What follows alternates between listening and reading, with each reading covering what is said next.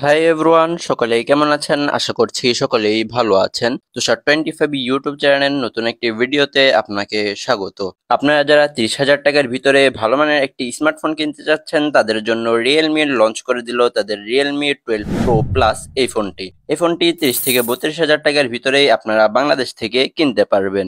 এই দামে Realme 12 pro plus কি কি অফার করছে, দেন এই ফোনটিতে কি কি লেখেন্সি রয়েছে, সবকিছু নিয়ে কথা বলার চেষ্টা করব। চলুন তাহলে আমরা মূল ভিডিওটি শুরু করি।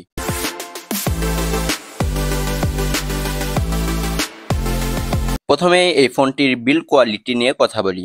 এই ফোনটির ব্যাক সাইডে লেদার ফিনিশ দেওয়া হয়েছে আর ফ্রেমে প্লাস্টিক দেওয়া হয়েছে। আর ফ্রন্টের দিকে তাকালে আপনারা পাঁচশোল কার্ভ ডিসপ্লে দেখতে পাবেন।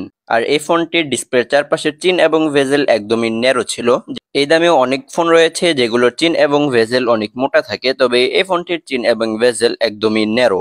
এই ফোনটির ডান সাইডের ফ্রেমে আপনারা পাওয়ার বাটন এবং তার উপরেই ভলিউম লকার পেয়ে যাবেন। উপরের দিকের ফ্রেমে আপনারা একটি স্পিকার দেখতে পাবেন আর নিচের দিকে type C port, speaker, microphone থাকছে। আর এই ফোনটিতে আপনারা 3.5mm এর হেডফোন জ্যাকটি পাচ্ছেন না। আর নিচের দিকেই সিম কার্ড স্লট থাকছে, যেখানে আপনারা ডুয়েল সিম ব্যবহার করতে পারবেন। আর এটি নন সিম ডুয়েল স্ট্যান্ড বাই। এই ফোনটিতে IP65 এর ওয়াটার অ্যান্ড ডাস্ট রেটিং দেওয়া হয়েছে।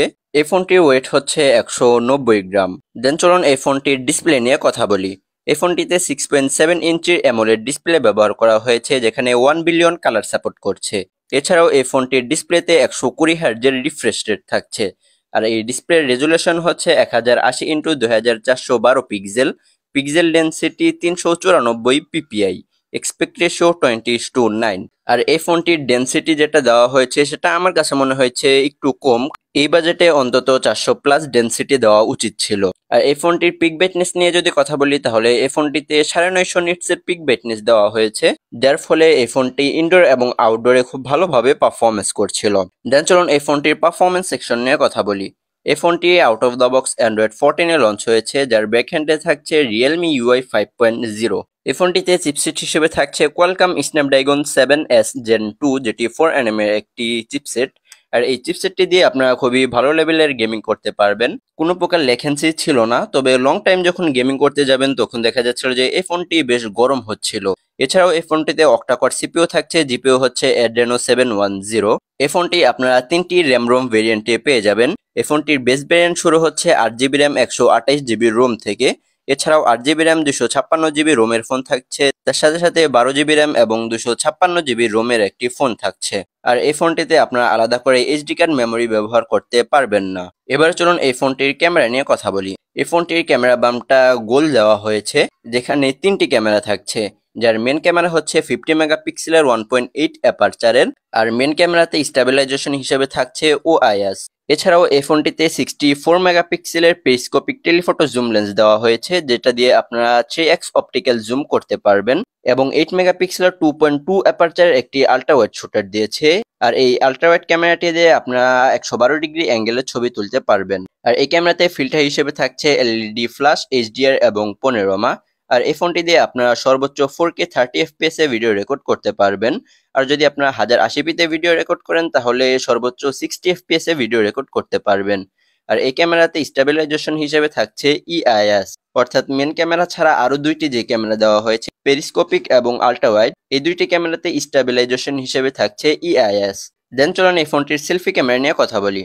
এই ফোনটিতে 32 মেগাপিক্সেলের 2.2 অ্যাপারচারের একটি ক্যামেরা দেওয়া হয়েছে।